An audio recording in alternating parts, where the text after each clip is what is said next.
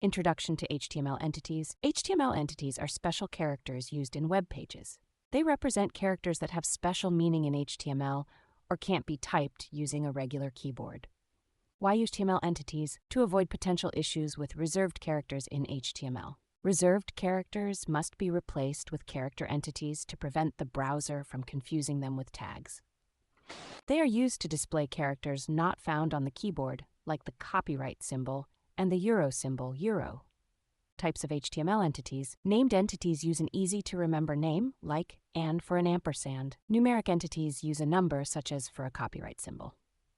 Hexadecimal entities use hexadecimal numbers, e.g. for a copyright symbol. Examples of HTML entities: for less than, for greater than, and for ampersand, for quotation mark, for apostrophe. Common mistakes and how to avoid them. Remember to use the semicolon at the end of an entity. Avoid using an entity that doesn't exist. Use numeric or hexadecimal entities when necessary. Test your web page in different browsers to ensure all characters are displaying correctly, as some older browsers may not support all HTML entities. Tips and tricks. Always end your HTML entities with a semicolon.